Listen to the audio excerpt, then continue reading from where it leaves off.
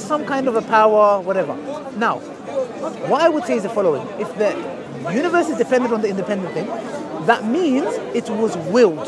It has the power of will to will the universe. So good. So we're going to give it now attributes.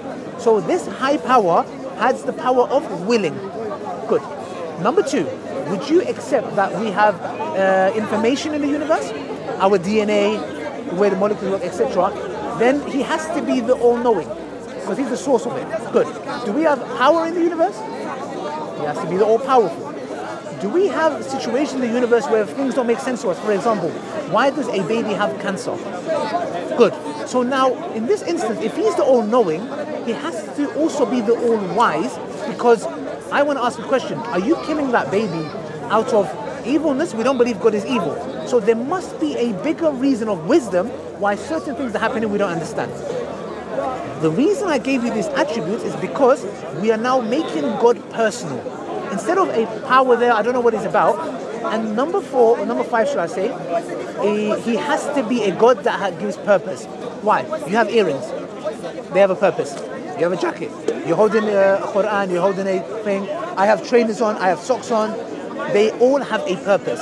The people that made my jacket to the microphone, to the bag, they came up with the idea, let's have microphones. People would like to have discussions like with Anthea, you get it? Or let me get a jacket, people get cold, they can wear it. Let's have a hat because of the sun. So how is it possible that human beings give purpose to things that you're wearing, but God does not give us purpose? So he has to have a purpose. That's what Allah says in the Quran. We did not create you just for fun and games. We did not put you here just so you can have fun and games. Myself, I came to Islam 11 years ago. So I was where you was. I wasn't an atheist, I believed in God. But I believed that there has to be a power there. So does that, in a nutshell, does that make sense why God exists? Okay, good. Now, what's different? You can come and say to me, Sister Antia, why Islam? There's Christianity, yeah? Exactly. Why Islam? So, say that again? Who is right? Exactly, good. So what we say is the following. When I talk to you about God being independent, we say that he is one. He does not beget. He doesn't have a son. He does not have a father. There is nothing like him. So, this in totality takes all the religions out. Why? If you go to Christianity, they'll say we believe Jesus, the Father, and the Holy Spirit. So they claim Jesus is God. Now, that independent being, what did he say? He's independent, all-powerful, all-knowing. Jesus was a man. Do you believe a man can be God, be independent? Good. The reason you're saying that, Sister Antia, is because there's something we believe in Islam. It's called the fitrah. What the fitrah is your innate disposition. So, you know, every phone, sometimes you have to reset it to its factory settings. We say that is what that is. Because you know and think, God independent, all-powerful, man dependent, finite. That's the reason why you come to that conclusion. That's why as Muslims, by the way, we believe everyone is born a Muslim. Did you know that? Okay, that's why we believe that. Because we believe, since you've been a baby, all of us, we have the inclination to believe in a higher power, and the power is one. So, now this takes out Hinduism, Christianity, Buddhism, and many of the religions. Why? Because they believe, for example, in the Bible, Jesus, when he was asked about the hour, they came to Jesus and said, Jesus, when is the day of judgment? He said, I don't know. Didn't we not say God is all-knowing? So how could he be all-knowing if he doesn't know the hour, correct? Good. So this is why when we said, why Islam but not any religions, we say, all these other religions believe in idol worship. Some of them go and worship an idol. Do you believe in idol that I make with my own hands? Put it in front of me. Good. This is the fitrah. You're a Muslim. No, I'm joking. I'm joking. So the point is what? This is the fitrah saying to you, no, it can't be. So this is what makes Islam different. Now, the only two that we're left with is the following: Judaism and Islam. Now, Judaism, we are close with them. We have an old familiarity with Christianity as well, by the way. By the way, I don't know if you know, but as Muslims, we can marry from the Christians, we can eat from their food, they can live amongst us. So we are close to the Christians and the Jews. Now, the Jews, the only issue with them is that they believe that they have superiority based on their religion, like in the sense where the fact that the Prophet Muhammad was not a Jew, they rejected him. And we say, the truth is the truth. And not only that, there's some things that they believe, like for example, God rested on the seventh day. An independent God, do you believe he can sleep? Thank you. So there's a verse in the Quran, Surah Baqarah, Ayatul Kursi. It says what you're saying, which is that God does not sleep, He does not slumber. So good. If you be a Muslim, you'll be a very good Muslim, sister. Sister Antia. So in a nutshell, this is why we say Islam is unique in the belief in one God. You know why? Because when we worship God, sister, we don't go to like the priest and confess my sins. We go to God. It's a direct relationship you have. This makes sense. Yeah, so in a nutshell, that's what Islam is. But yeah, do you have any other questions about Islam? I think maybe about the role of woman in Islam. Okay, so perfect. I've seen some wear hijab, some don't. Yeah. So what's like the right thing to do? Perfect. So the question you're asking is, you've come across Muslims, some of them sisters who wear the hijab, some don't. We say for you to become a Muslim, you have to believe in Allah, His books. Oh, sorry. Telling me I'm moving about. Sorry. So you can stay steady. It's just me. I'll keep moving. Yeah? So number one, you believe in God. You believe the Quran is the final message. You believe the Prophet Muhammad is the final prophet. And you have to believe in angels, the books, the prophets, the Day of Judgment, etc. So once you accepted that, you're a Muslim. So for example, if you said, I want to become a Muslim, you can be a Muslim and not wear the hijab. Is it a sin? Yes. However, we say, for example, everyone has their gradual steps of getting closer. All of us have things that we are working on. You get what I'm trying to say? So to us, you can be a Muslim without wearing the hijab. If that's stopping you, by the way. I'm just saying if it's stopping you. So what we say is, though, everyone has their gradual progress. If you say, you know what, I would want to one day, it's totally up to you. But the point of the hijab is why, my dear sister Antia, is because in Islam sees a woman in a high regard. In the Western world has dropped woman to a sexual object. Islam says no, a woman has more to offer. The reason why the hijab is worn is so that when a man is talking to you, he's talking to you, not talking to something else. And we as men, because Islam deals with the reality of the world, we would love it to be everybody holding hands, but that's not the reality. There are evil people that are after evil things. However, the Quran doesn't say women should cover up because men can't control themselves. It's a big misconception. There is no belief that, oh, you're guilty. We don't have this concept. That, for example, in Christianity, they believe the reason why the women have pain in birth is because of what Eve caused Adam to eat from the tree. We don't believe that. We don't believe anybody bears the soul of somebody else. And not only that, in Islam, we believe a woman who's given birth, if she dies a martyr because of what she's doing. The hijab is there so it protects yourself and the man. A man has to also do his bit. So the hijab is an identity, number one, to show this is a Muslim woman. Yeah? And number two, we live in a society and time with the beauty industry, the opposite gender. Woman, I'm reading a book. I love this book. I always quote it. My friends laugh at me. I said, is this the only book you read in your life? It's called The Beauty Sick. You should buy it. It's from a non-Muslim author. It's called Beauty Sick. And she talks about women who are starving themselves to have the perfect body. Why should you be judged based on your looks? Why should someone judge you based on your body? So that's why Islam has come to protect you and also to protect you against other women. How? Because women tend to look at other women. Oh, she's got this. Oh, look at her. It's when you are covered up, that is your privacy. Do you get what I'm trying to say? You are judged based on your intellect. Not, there was a woman, a Brazilian woman. She died because she got bum implants. She got butt implants, and she died in the process. There are millions of women around the world who are made to feel ugly, who are made to feel something. Islam says, no, you have a soul. You are a human being. You have so much to offer than your looks and your beauty. So Islam says you should not be judged based on your appearance. So when a woman covers up, when she wears the abaya, and she wears the hijab, etc., men, obviously you see as well, because men are visual creatures as well, it's so also that men do not fall in love the wrong way. Because a man can fall in love the wrong way, we are men, yeah? What happens is, they give the woman false promises. They see a woman, they just like her, it's lust, it's not love. So what do? They come and abuse that woman. For example, there were studies that showed the amount of women catcalling, sexually harassed. Why can you not walk down the road in peace? Why does men have to come and, whatever? So in Islam, Allah tells us in the Quran, He teaches a man that to lower your gaze, to look away. Obviously, because I'm talking to you, I'm trying to I don't want to be rude and be like, here or looking here. Yeah, usually in my religion, it teaches me that I should lower my gaze. Do you get what I'm trying to say? Why? Because Allah is teaching me, do not look at a woman in a sexual objectified way. So that's why as Muslim men we are told, I was actually standing with one guy there. I was talking to him like this, and he turned his back. I said, why did you move?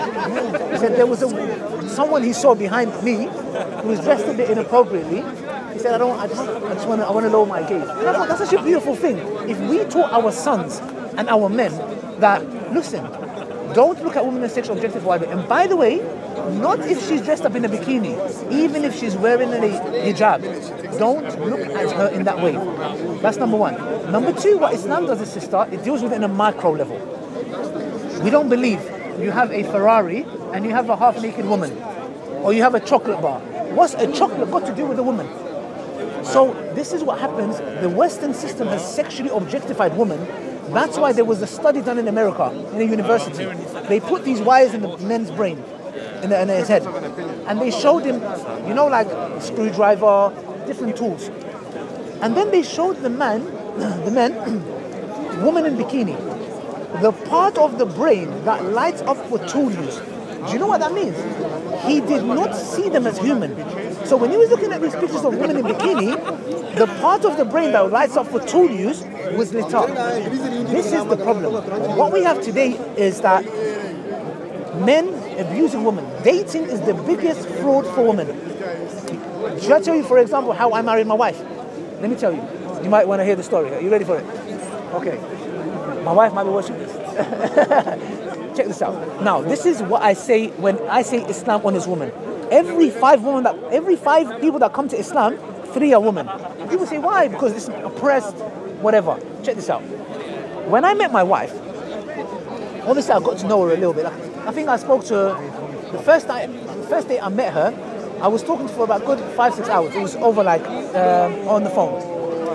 Was talking. It's okay to get to know. Now, after that, I had to go and speak to her father. Why? She's smiling. Why is she smiling? Because she knows, yeah, the dad is going to finish you. So the point is this, sister. I went to the father to say what? I would like your permission to get to know your daughter for marriage. And he said, okay, my son, you have my blessing. He said, thank you for coming to me. Would you not appreciate that? Imagine a man coming and saying, Auntie, I am interested in getting to know you for marriage, because you don't know each other yet. It'd be a bit weird if someone said, can I marry you? So I don't even know you. Would you not appreciate it? And would your father not appreciate if a man came and said, Auntie, can I speak to your father?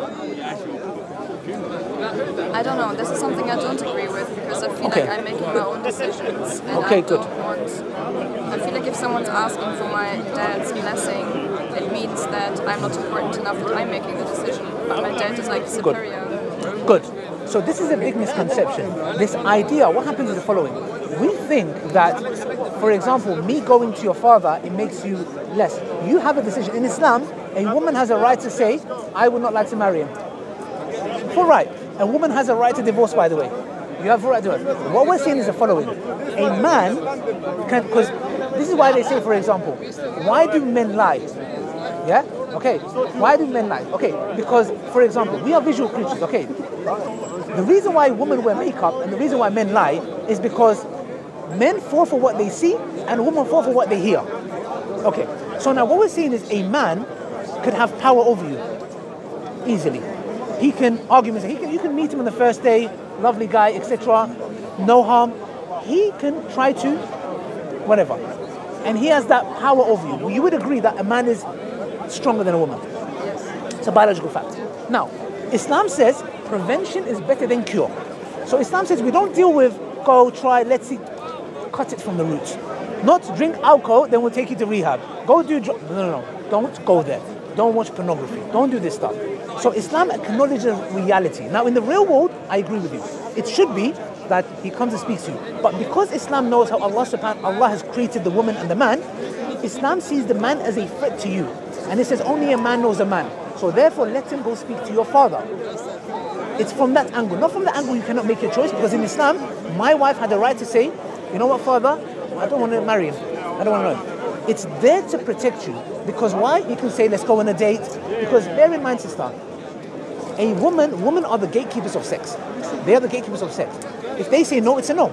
So what we're saying is we hear this stuff of one night stands, and sometimes there's so many factors of sexually transmitted. You know, in London, there are 1 million people that have STDs. 1 million people, yeah? Now, there's that. There's a factor of him killing you. There was a woman who was kidnapped, I don't know, in a couple of years ago. She was kidnapped and killed, yeah? So Islam says these factors are things that are threatening the woman. What are the protocols that we have to protect her? So it's more of a protection and care. So that's the reason when he speaks to the father, your father, when you go to your father, if you went to your father and said, I have a boyfriend, your father will have a discomfort. And he's smiling. Why? Because a man knows a man. He's like, okay, is this guy... I'm sorry, I can't help it, man. I can't stand in one place. Okay, I'm going to try my best. Why, sister? Because your father knows himself. He's like, I'm a man. That's what we say to our sisters. Listen, I'm a man. And sometimes when I speak to my wife, she's like, listen, I'm a woman. I know how women think. I'm like, okay, I trust you.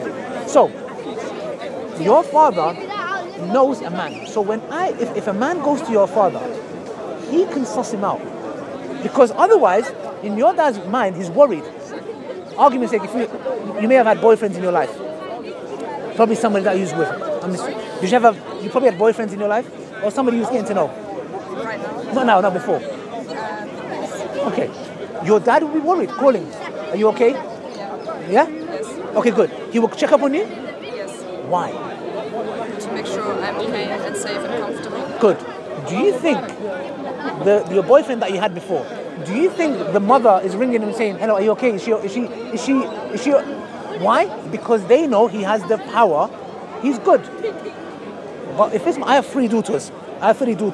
I know the dangers and the threats that face them. If I had the son, oh man, don't come at night, I don't care. Because you have the ability to fight. Do you get what I'm trying to say? Obviously there are some women who are MMA fighters. That's exceptions to the rule. The point is what? It's because your dad cares about you. And if your dad had the power, your dad would say what to you? Listen. And for example, let's say you had a bad breakup. Your dad will come and say to you, the next person, let me talk to him. That's protocol number 1, by the way. This is how Islam protects women. Number 1, speak to the father. Why? Now the man is thinking, speak to the father. I don't want marriage, I just want to mess around. I'm speaking to your father. Oh, now you know what he's about. Do you see now?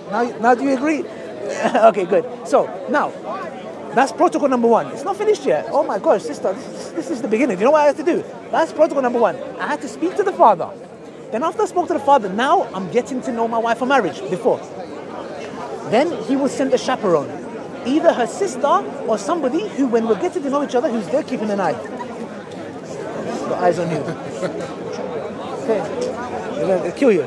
Now, we will go on to, I don't want to call it dates because it has a bad connotation, but getting to know her. So we will sometimes go out to eat, we'll go for a walk. Somebody that is there is just with us. They don't need to be there. Like if we're in the restaurant, not there, I'll say, yeah, go sit on the other table. I want to ask some questions. Do you get what I'm trying to say? That's number 2. So when we're getting to know each other, why? Because a man can say, you know what? Yeah, let me drop you home. He might have bad intentions. He might put something in your drink. So why? You have the third person there, keeping an eye on both of you. Because the Prophet Muhammad, peace be upon him, said, when a man and a woman is alone, the third is Satan. Because that's how we're created. You get what I'm trying to say? It's like fire and petrol. Boom, explosion. So, protocol number 2. Number 3, do you know what I had to do? Dowry. Do you know dowry? Yes. My wife, she gave me installment plan. Literal installment plan, yeah? She's laughing. Installment plan. Why? She asked for a specific, and I said, you know what?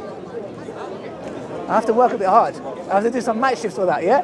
But, alhamdulillah, my intentions were what? Marriage. If I was not interested in marriage, if my intentions were to sleep around, I don't want to meet your dad. I don't want to chaperone. And you're asking me for this much money. What? Get out of here, bro. Forgive me for saying this, but they can go to some woman who's whatever, yeah? If the man's intention is that. I had no problem. You know why? Because I said, I want to marry you. I'm happy with you. The third protocol is what? I had to pay the mahar. And obviously she asked for some gold. I was in a bit of debt. But I'm joking. The point is this. I had to pay her that. You know why? That is her security. If me and her divorce, she has that money to rely on. Islam, does that make sense? Yeah, makes sense. Okay, sister, I think I'm going to accept Islam today. I'm joking. Inshallah. So, the third thing is what? It's her security. Because now, if that's not there, also she can go back to her father's house. Her father will look after her. My duty is not to look after my wife. It's my daughter and my mum. Because men we believe that are the head of the house. So, just to make that clear, I don't want to make a sugarcoat it. men are the ones, of course I listen to my wife, but men are the ones that Allah says in the Quran that we are the protectors and providers. We're full-time bodyguards. If you think about it, when a thief, like, you know, they talk about feminism. Yeah, you're a feminist until the thief breaks. Get out, go see. You go. Imagine me telling my wife, you go and check who's breaking the window. It's a thief, you go. But I have to go, right? And we can die in the process, but we are proud of that. Now, third, number 4, you have to make a wedding. It doesn't have to be extravagant, simple wedding, and you have to announce it. Why? Because if he might be a rich guy, he has no problem speaking to your dad, but maybe he wants to keep you secret. And you get what I'm trying to say? Now you need to announce it to the community. This is my wife, by the way, guys, come to my wedding. Here's my wife, meet my wife. You're announcing it to the public. So if you do something wrong, the community will take you to account. Why are you treating her? We came to your wedding. Why are you treating her like that? Number 4. Now, it doesn't even finish here. They told you about women oppressed, yeah? You're probably thinking, I need to be a Muslim. Yeah, we need to be, you know, are you guys friends? Yeah, friends, yeah, okay. So the thing is, maybe one day she would want to marry a Muslim man. So the point is this. After that, now Allah says in the Quran what? Men are the maintainers and protectors. That means my wife, I pay the rent. I pay the shopping. I pay the petrol. I pay the tax. I pay the insurance. I pay for the kids. You are not allowed, a woman, you don't need to give a single penny. In Islam, you do not need to give £1. If you was a millionaire and your husband worked 9 to 5, you don't need to give him £1. That's your money. And you know the money gave the dowry? That's yours. The goat, that's yours. Why? Because Islam acknowledges, but the man is the head of the household. There has to be, we believe in obedience. But what does that mean? Because it has a connotation. Obedience doesn't mean he beats you up. It's not permissible in Islam. So, the point is what, sister? Does these protocols that are in place, does it not have the advantage of the woman? Seems so. Okay, so what I'm saying, I promise you, is not a lie. I'm not making it up to make Islam look. I've told you as well. Men, we look for obedience. So, my wife, I would want her to be obedient towards me. In what? Not I oppress her, but, for example, Allah has protocols in place. When you get into a dispute, the Quran is such a beautiful thing. It tells you how to manage a dispute. When you guys have friction, when problems arise. Why? Because Islam acknowledges that women, there's weakness towards them. I believe women are mentally stronger than us.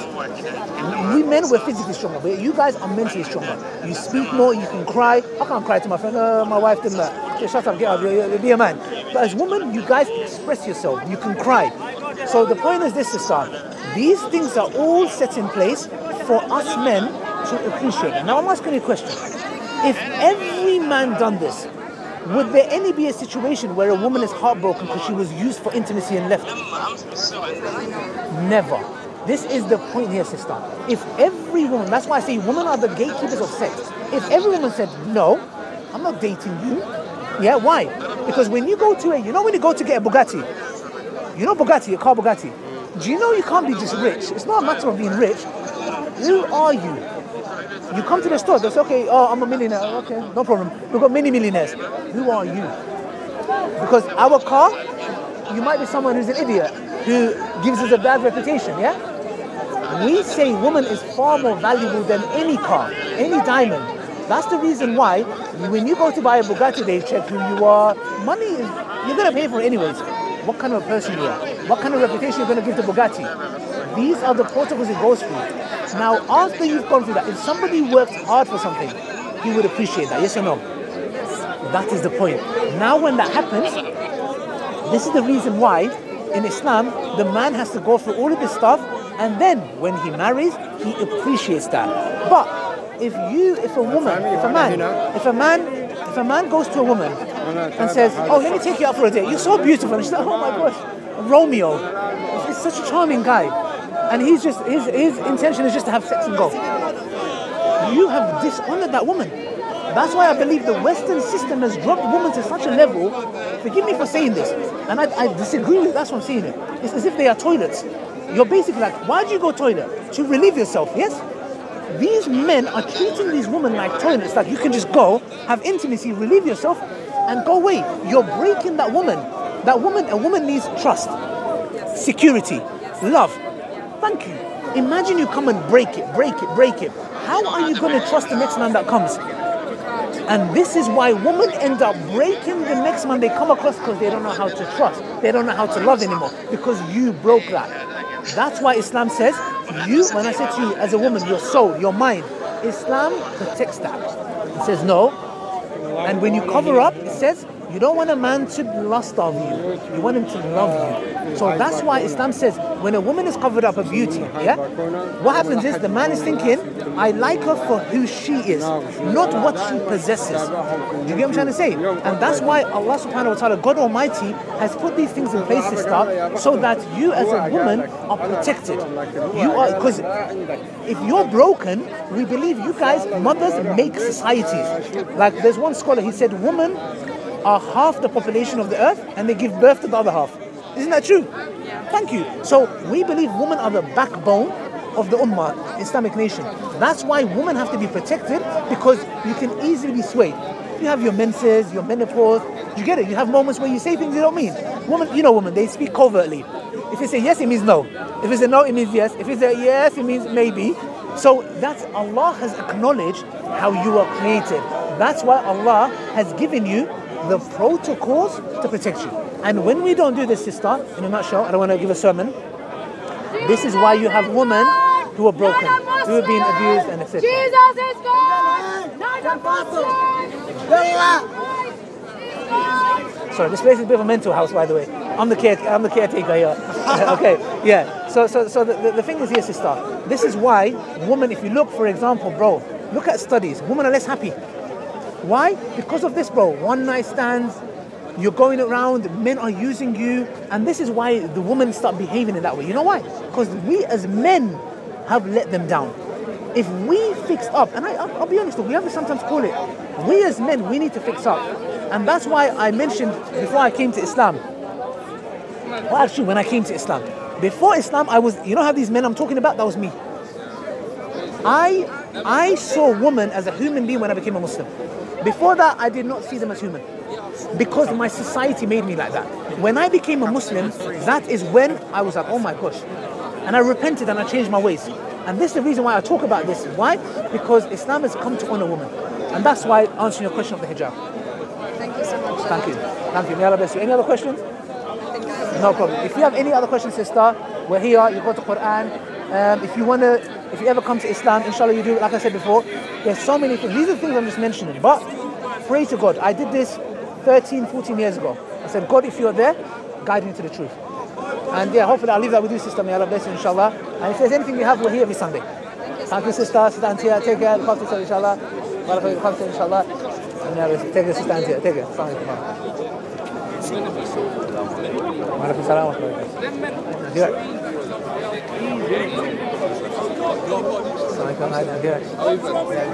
This lovely brother, mashallah. Come on, he looks lovely, mashallah.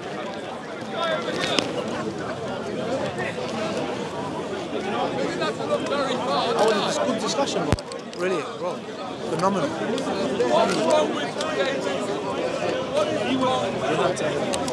If she This discussion reminded me of this one. This discussion reminded me of this one thing on your channel. Do you remember that sister was like, she believed in boss babe, and she was like, that sister, yeah. Oh, this one was good, man. She was like, yeah, that makes sense. The other one on the channel. Yeah, very good. Even though she didn't show her face, bro. Best of the best. Creme de la creme. There was plenty on the plenty, double on the double. Come on, man. And if you don't give in sadaqah, you are in trouble. Don't get a face, yeah? Logical verse, niche, right? No trends, We're talking about he says he was the beginning she said no, then I said, what about over the shoulder? She said, yeah, that's what I said. Just so you know.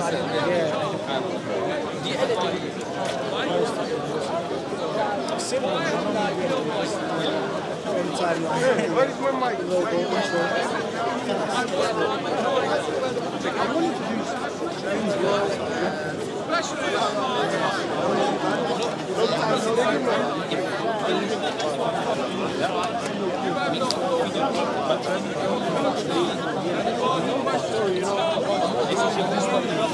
Tell him now.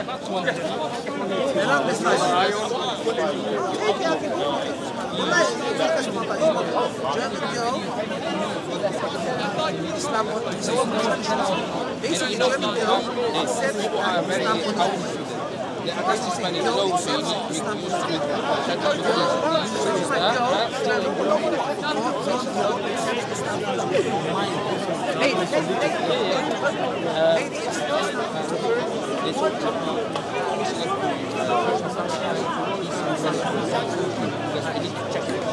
why you say